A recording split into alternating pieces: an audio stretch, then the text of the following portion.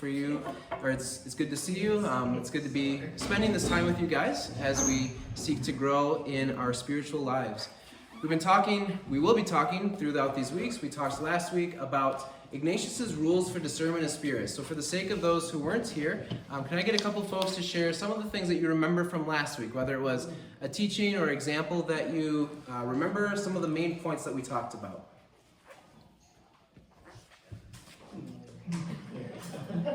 You're still in such shock and awe. Yes, I can tell.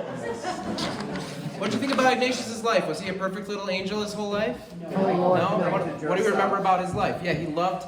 He was struggled with a lot of vanity in his earlier years. He loved, the nice looking dress in order to be in the esteem of others. What else do we remember about his life? He liked the big boots. Big boots, right? Yep, we covered that. He was a partier. Partier, yeah. Anything else? He was injured big time. Yeah, so part of what led to his conversion was in a battle. He took a cannonball to the legs. He went through 2 surgeries, and that's what led him to be laid up in a hospital bed for a while, which ended up leading to his famous conversion experience. So in other words, when we look at the rules over these upcoming weeks, we're going to remember that these aren't just kind of these abstract concepts that Ignatius came up with. These are things that came from his own lived experience. So you're reading these and you're realizing this is written by a man who went through everything that we are reading, okay? So that's one thing. What else did we learn? What was the main purpose of learning the rules? And it was the three steps that I said we're going to get sick of because we're going back to over and over again. Number 1, Be aware. be aware. Second, understand. Number 3, Take action. okay. Action. What does that mean? That's today.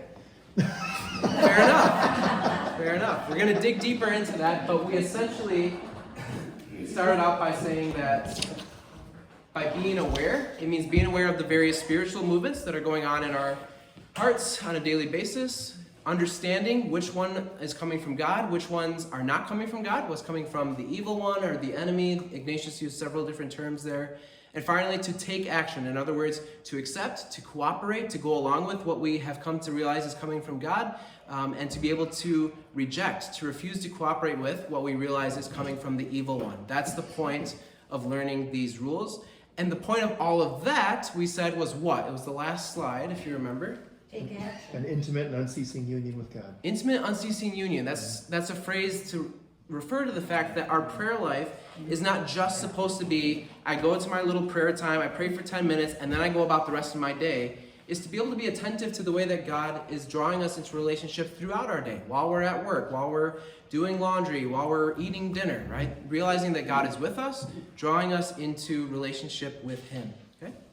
So what we're going to start to do today, last week it was a little bit, I think, a lot of theory. It was a lot of laying the groundwork for what we're going to be talking about over these weeks. Now we can start to get more practical. Now we're going to start digging into examples where maybe you'll be able to relate some of this to your own life, your own experience, or the experience of others. So as we go through this, my encouragement is going to be to have a concrete person in mind as he's describing what he's going to describe. Whether it's you can relate to this from a certain period of your life, or if this calls to mind a family member or a friend, it really helps if you can kind of put a face to the kind of person he's describing to. So as we get into these rules, I encourage you to have that kind of person in mind, just to make it more concrete. Sound good? So what we're going to do is, with rules 1 and 2 this week, we're going to start out reading both of them at the same time, and then we're going to go back through and unpack rule 1 and then rule 2. So can I get a volunteer to read for us rule 1? It's on your notes sheet. Rule 1, the first rule, in persons who are going from mortal sin to mortal sin, the enemy is ordinarily accustomed to prosper apparent pleasures to them, leading them to imagine sensual delights and pleasures in order to hold them more and make them grow in their vices and sins. In these persons, the good spirit uses a contrary method, stinging and biting their consciences through their rational power of moral judgment. Thank you. And can somebody read rule 2? In persons who are going on intensely purifying their sins and rising from good to better in the service of God our Lord, The method is contrary to that of the first rule. For then it is proper to the evil spirit to bite, sadden, or place obstacles, disquieting with false reasons, so that the person may not go forward. And it is proper to the good spirit to give courage, strength, consolations, tears, inspirations, and quiet, easing and taking away all obstacles, so that the person may go forward in doing good. Thank you. So one of the things you might notice as you listen to both of those being read back to back is how they're kind of paired together, right? Both of them use similar language. It's talking about how the enemy does one thing in a person's life, the good spirit is doing something else.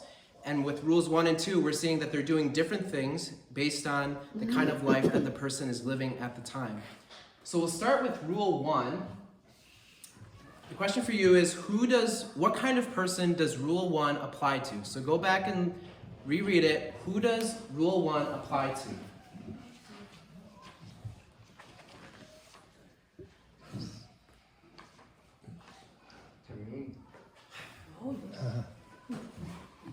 Persons going from mortal sin to mortal sin. Yeah, it's okay to just copy and paste. He says, in persons going from mortal sin to mortal sin, etc.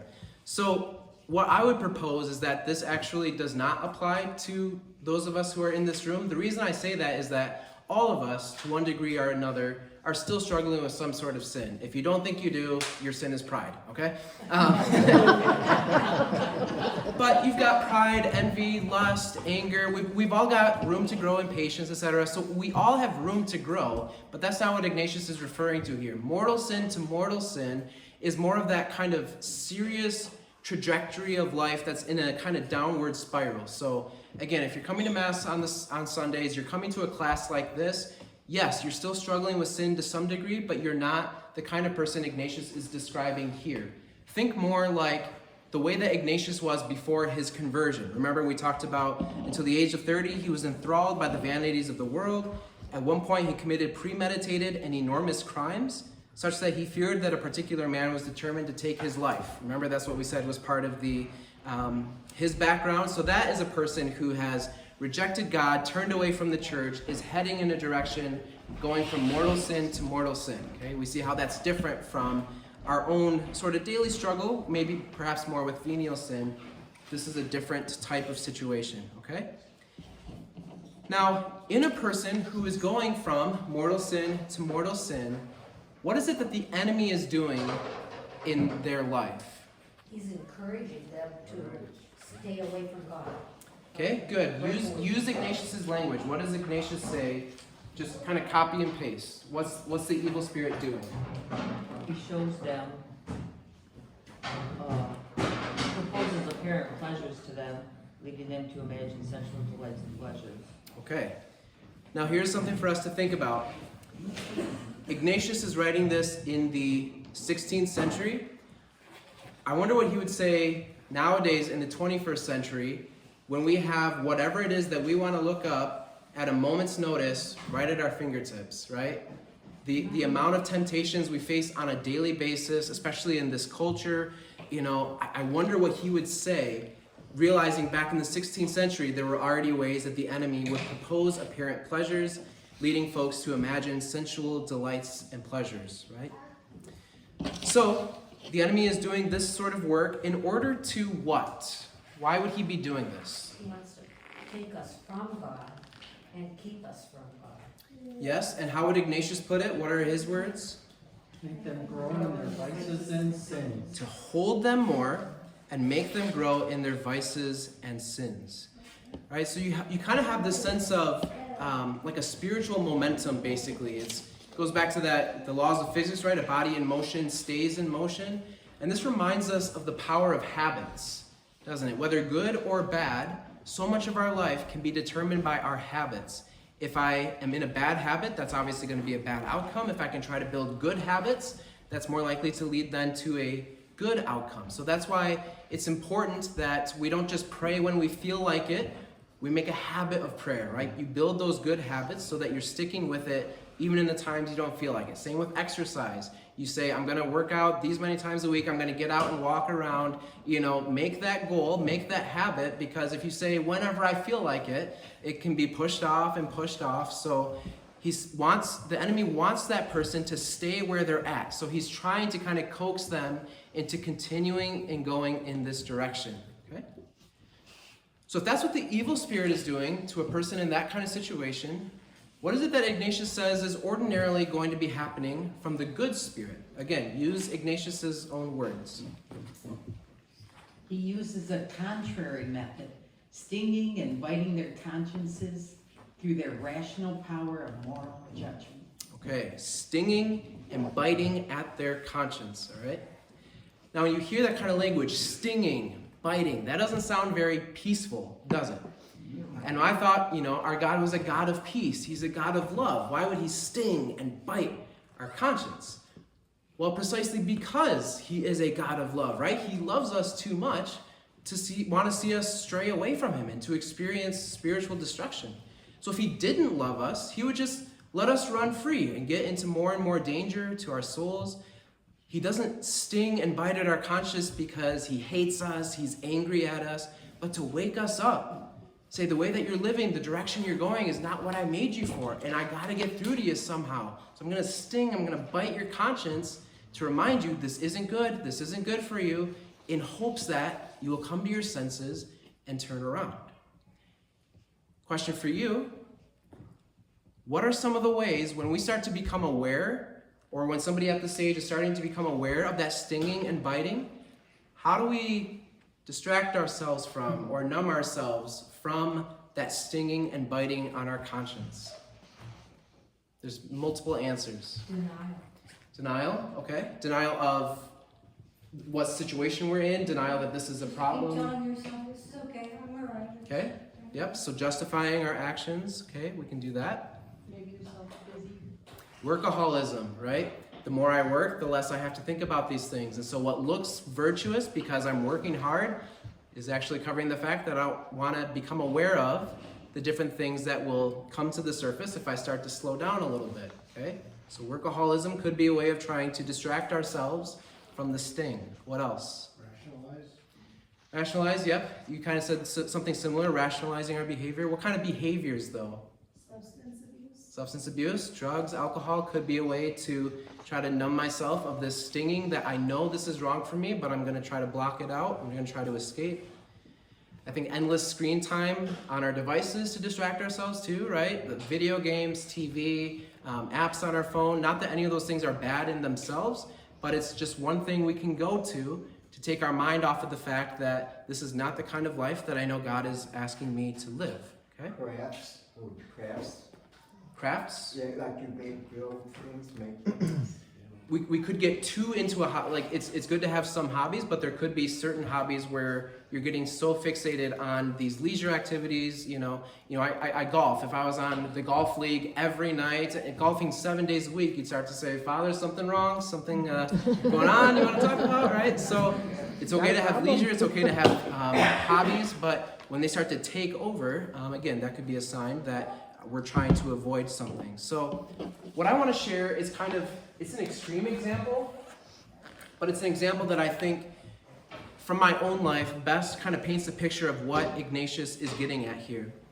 So I think I'm going to share this in different forums before, so forgive me if this is a repeat, but they say that when you become a priest, the most crazy, intense things you'll ever experience in your priesthood will inevitably happen your first year as a priest. And sure enough, I had a hospital visit one day when I was in my first year of a priest. I think I was a priest 3 months at that point, that I'll never forget. It was a very powerful experience. So I got a phone call. Somebody needed to be anointed up at the hospital. So I go to the hospital and I find a man who I'm going to say is probably in his early 20s or so. And he had overdosed on drugs and they had him in a coma. They didn't know if he was going to be able to come out of the coma, if he was going to live, or if he was going to die in the coma. And so the parents asked me to come to say some prayers with him.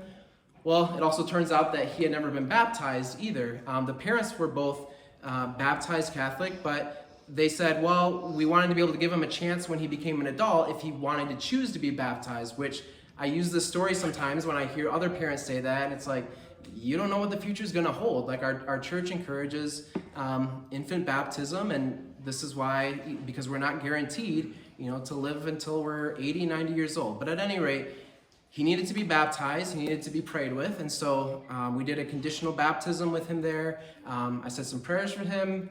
I left, didn't really hear anything for about a week. Week later, the family got back with me and said that he had miraculously recovered. He had miraculously gotten out of the coma, and he wanted to talk to the priest who came to anoint him while he was in the coma. So I was like, oh boy, here we go. So I'm like, all right, I'm heading to the hospital. Like, well, what's gonna happen? And start chatting with this guy, and he says, while I was in the coma, I was conscious of some things, but he said, I had this sort of vision as all that was happening that I wanted to talk to you about. He said, while I was in the coma, I had this vision of like flames, and I was in such deep pain, and it just felt dark and empty. It was just the most miserable, just dark experience I've ever had in my entire life. And he's going on explaining these images that would come up in the book of Revelation, these very intense and dark images. So he lays it all out there, and then I'm this 3-month ordained priest, like, what do I say to this guy, right? So all I can think of to say in the moment is, and what do you think God is trying to tell you through that, right? And he goes, I think God was showing me this to show me this is where I could be heading if I don't turn things around. Okay. And sure enough, he was released from the hospital. I did see him a few times after that. He started coming to church a little bit more regularly, but that was one of those kind of rock bottom, wake up call moments where God was not angry at this man, but he needed to sting and bite his conscience to show him, this is not the life that I have made for you. I want to draw you back to myself. The evil one wants to keep coaxing you deeper and deeper into these habits, into these friendships. I'll do whatever it takes to get you back. So in his case, it was these visions. In others' case, it's usually just that persistent kind of nagging of our conscience, telling us to turn around. But that's one example that I saw of a man kind of experiencing rule 1. Someone going from mortal sin to mortal sin because the evil spirit was leading him deeper and deeper. And then God came in to sting and bite at his conscience in hopes of bringing him back. Any questions on rule 1? All right, let's go back to rule 2. Somebody can reread that to refresh our memory.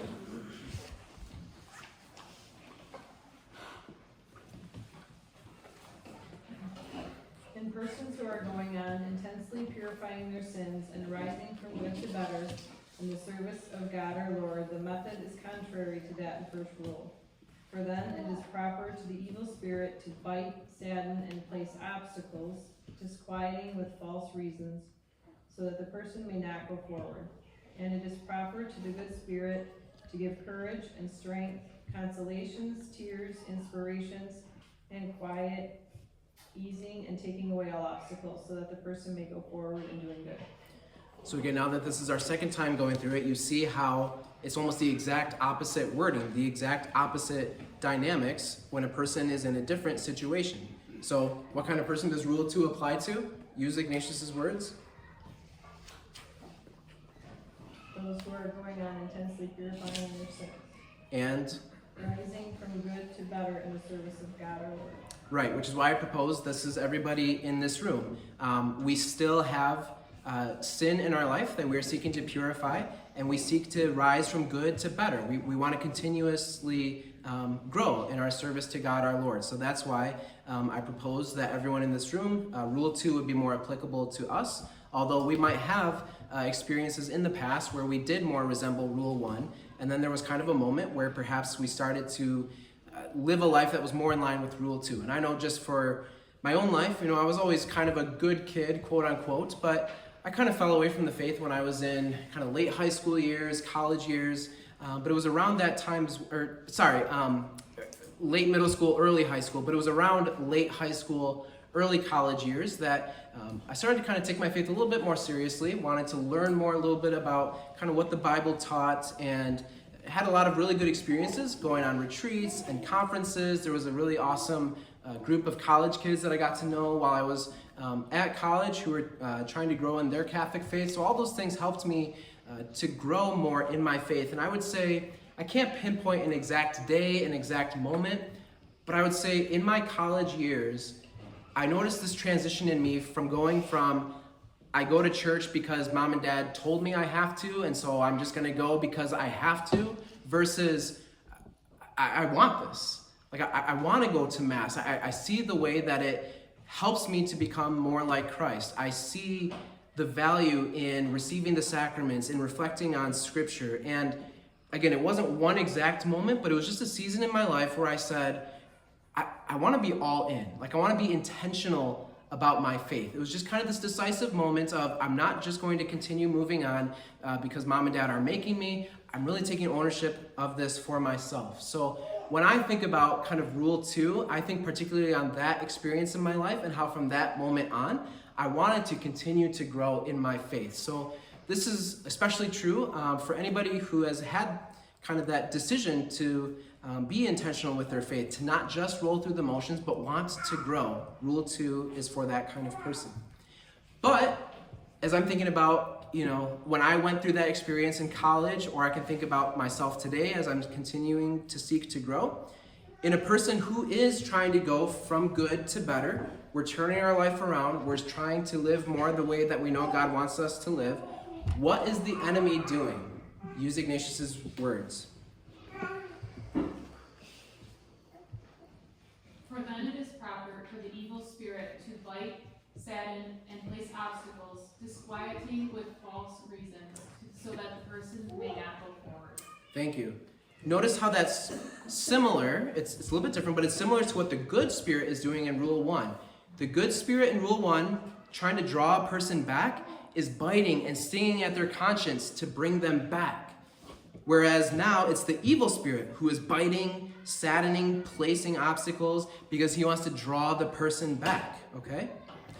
But the dynamics have been flipped. And there's a famous example from St. Augustine. You might be a little bit familiar with his life. Before his famous conversion experience, he admits to living a very worldly lifestyle, including being particularly promiscuous in his younger years. But it was at a point in his conversion process when he was, again, kind of like how I described in my own life, it was like coming to that decisive moment. Am I in or am I out? I'm done just kind of straddling the fence. Am I going to go all in for this faith or not? And he really struggled because he wanted to make that choice genuine. He wanted to be intentional, but he had a lot of challenges that he faced. His famous prayer that I love and everybody that I've shared this with loves is, so again, he struggled a lot with chastity. So his famous prayer was, Lord, make me chaste, but not yet. Right? he wanted to become the person God was calling him to be, but he also didn't. He wanted to stay in his sins. He wanted to stay in his vices. And whenever he thought about putting those things to the side, more fully living the life God wanted him to live, this is one of the things that he mentions in his conversion experience. Is somebody who's up towards the front able to read that for everybody? I was held back by all my old attachments. They plucked at my garment of flesh and whispered, "Are you going to dismiss us? From this moment we shall never be with you again forever and ever. From this moment you will never be allowed to do this thing or that forevermore." Yeah, you see that kind of, are you sure you want to do this? You're never going to be able to experience this again. If you start living that life, you got to say no to all these things. Are you really going to be capable of doing that? Can you do that your whole life long?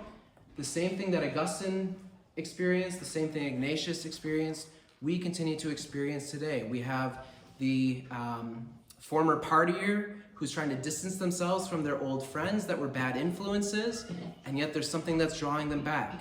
The man addicted to pornography who's trying to make a clean break, it keeps drawing him back. The alcoholic trying to give up alcohol keeps drawing him back. They're trying, but then some days it's hard. It's, how did St. Augustine put it? They plucked at my garment of flesh, right? And they propose all these different reasons why you should not move forward in what you know God is asking of you. They're filling you with despair. And one of the things in particular that Ignatius highlights there that the enemy is doing, he says, is filling them with false reasons. That is really important. The enemy fills this kind of person with false reasons. In John chapter 8, verse 44, one of the names that Jesus gives to Satan is the father of lies. And I can't tell you how helpful it's been in my life and in the life of others when we realize how many lies are being fed to us on a daily basis. Lies about who we are, lies about who God is, and that's all coming from this evil one, the father of lies. And yet, we're not even aware most of the time of those lies that we are subconsciously consenting to. That's why when Ignatius talks about the purpose of these rules, the first one is just to become aware of the kinds of thoughts that we're having that we're not even noticing throughout the day so that we can understand and take action. So you don't have to raise your hand, but just think about if any of these thoughts, any of these lies have ever come into your head. You're never going to change. You're not cut out for this whole faith thing. It will always be this bad. You are alone in this. These are just some of the lies that can come to us on a daily basis that, again, we're not even aware of, but that subconsciously we give into. Yeah, you're right. I am alone in this, right? And we let him get away with it. We let him go ahead and convince us that those lies are actually true. And why is it the evil spirit is doing this? Go back again to Ignatius's words. Why does the evil spirit do these kinds of things? Exactly. It goes back to the idea of habits, right? Good habits is going to lead to the good outcome. Bad habits is going to lead to the bad outcome. If I'm trying to build good habits because I'm going in the right direction, the evil one wants to stop that. He wants to make sure that I don't go forward towards God, towards what God is calling me to. But while a person is going through this experience, the good spirit is doing something. What is it that the good spirit is doing in a person like this? Using Ignatius's words. Give courage and strength, consolations, tears, inspirations, and quiet. Great, thank you. Again, notice how that sounds similar to what the enemy was doing in Rule 1. The enemy is saying, yep, keep going in this direction. It's almost like this kind of coaxing, this gentle, like, yep, you're going in the right direction, keep doing it. But now it's the good spirit that's doing something similar to that. It's that more peaceful kind of disposition that he instills in us, right? He gives courage, strength. I don't know how I'm going to overcome this, but you know what? I feel like God is giving me this consolation, this grace, this strength to be able to move forward. Perhaps tears, inspirations. You sometimes hear about people having a very pivotal conversion moment, and maybe it's a certain song that they were listening to, a certain sermon or Bible passage hit them, and they just started to maybe cry, and there was something touching them on a deeper level. All those kinds of things are signs that the good spirit is at work, trying to, what is the good spirit trying to do in Ignatius's words? So that the person may go forward in doing good, right? Again, it's the idea of habits and where those habits will lead. So I'm going to try to make this very concrete with an example, but first of all, any questions on Rule 2? The closer you get to God, the more temptation. Yes, I think that's one of the things that Ignatius is trying to highlight for us, is that if you are trying to live more of a godly life, that doesn't mean that the temptations are going away. In some regards, they can actually intensify because he doesn't want you. So if you are trying to do the right thing and you feel like you keep getting obstacle after obstacle, that could perhaps be a sign that you are actually doing the good thing, and it's just that the enemy doesn't want it, right? That's why it's important that we learn these rules, that we learn to discern, are these challenges that I'm facing, is this coming from God that I need to overcome? Is this coming from the evil one? So what I'm going to do now is I'm going to give an example. We're going to talk about Joe, a farmer from Harbor Beach, all right? Again, we're trying to make this more and more practical. We're trying to put a face to these rules, trying to make it relatable. So, can somebody who hasn't read yet tell us a little bit about Farmer Joe? He grew up Catholic.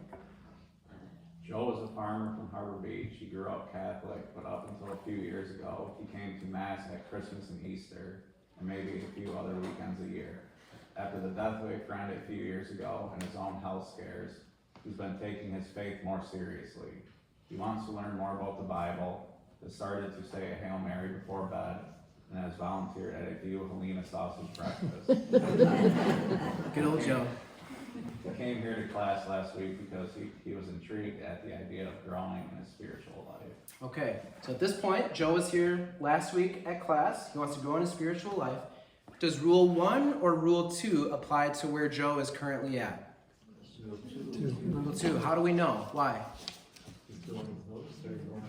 He's seeking to grow closer to God, okay? Maybe early on, when he was rarely coming to Mass, Rule 1 could have applied to him. I didn't share too much, I mean, this is all hypothetical, but I didn't go into detail about like the kind of moral life that he was living, but in other words, but in any case, by the end of this example, we see that Rule 2 applies to him, okay? So, with Rule 2 in mind, let's keep going with this example. Maybe. Gotta love technology. If not, it's a good thing I wrote it out on my own notes. Okay. So, you'll just have to listen without the visual aid, but you'll survive. Now, that's fine, we don't need it. There were several moments during class last week where Joe felt inspired. Hearing about the life of St. Ignatius filled Joe with a sense of hope. He thought, wow, Ignatius had a pretty crazy past, like me, and look what God did with his life. I wonder what God could do in my life if I took my faith more seriously. At the end of the talk, he felt more at ease at the prospect of growing in a prayer life. He previously had some hesitations, thinking that deeper prayer was something reserved for monks and priests and pious old ladies. But he found himself excitedly thinking, this actually sounds like it might be doable for me. I can't wait for next week. What spirit is at work in Joe there? How do we know? What were some examples? They're all positive. Okay. He plans to move forward. Okay, so that's good. Jesus talks about, judging the tree by the fruits, and so the fruits are that he wants to keep coming back. If we had the visual aid, you could see some of the words I intentionally put in there, but he's feeling inspired. He's feeling a sense of hope where he had previously been despairing. He feels more at ease at the idea of growing in a prayer life. At first it seemed impossible, but now there's more of a sense of, okay, maybe this is not quite as complex as I thought it would be. So some of these obstacles are being taken away. That's all language that Ignatius uses in Rule 2, okay? Well, let's keep... sausage breakfast. And the sausage breakfast. That's clear that, yes, that he's on the right track. Now, let me tell you about what happened yesterday. Although initially excited, Joe's zeal began to wane yesterday. On a drive to pick up groceries in Bad Axe, he noticed a weight had fallen over him. After becoming aware of the heaviness, he noticed it was a feeling of despair. He took a moment to try to understand where these thoughts and feelings were coming from. All of a sudden, he became more aware of the kinds of thoughts that had been circling around in his head all day without him even realizing it. Thoughts like, you were right the first time. You're not advanced enough yet in the spiritual life to keep learning this kind of stuff. You don't have what it takes. Let the smart and holy people in the parish worry about this kind of stuff. You have good intentions, but you know you'll never be able to maintain anything more than what you're already doing. Nothing is going to change. Which spirit is at work in Joe there? Evil. How do we know? Father of all lies, And what were some of those lies? that he can't do it. It's Yep. not for him, it's for somebody else. Yep, a prayer life, that's for the holy, pious people, which is not you. Nothing's going to change, okay?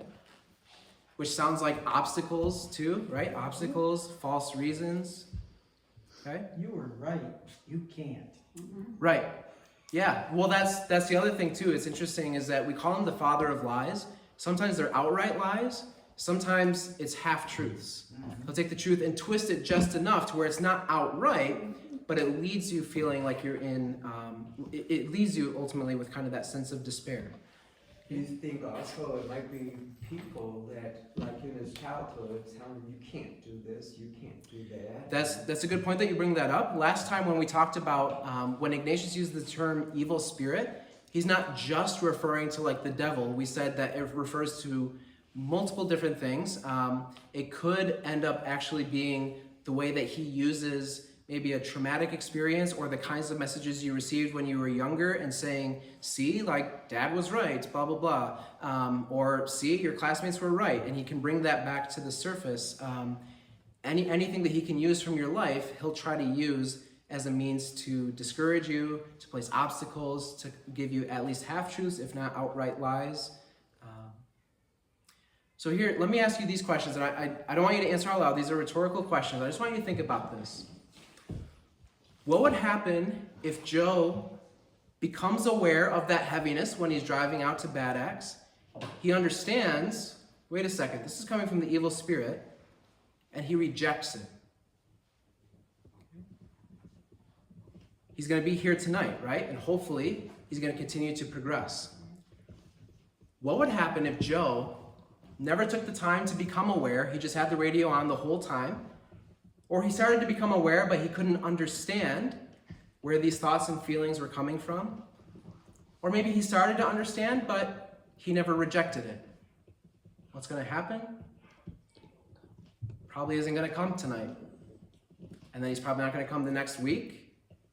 He's going to miss out on the potential progress that would have been taking place had he instead followed where the good spirit was leading him. That one little drive to Bad Axe to pick up groceries could actually impact so much in his life. That's why it's so important that we learn these rules to help us to become aware, to understand, to take action, not only for ourselves, but also for those around us. Because imagine, going back to the presentation last week when we talked about St. Ignatius, remember that phrase about how his eyes were opened a little? Right? Imagine if Ignatius, his eyes were opened a little, but then he just kind of put it to the side. We'd miss out on this great saint. We'd miss out on these rules for discernment of spirits. His whole legacy wouldn't have come about if he wasn't aware, or if he didn't understand, or if he didn't take action. That's why it's so important that we learn these rules and we try to apply them to our lives so that we can continue making the progress that God invites us into, and we can be aware of the ways that the enemy is trying to either with somebody who's not living the faith right now, trying to keep them that way, or for those of us who are trying to grow in our faith, trying to place obstacles and prevent us from progressing. So next week we're going to do the next two rules, rules 3 and 4. Again, the more we go along, the more hopefully practical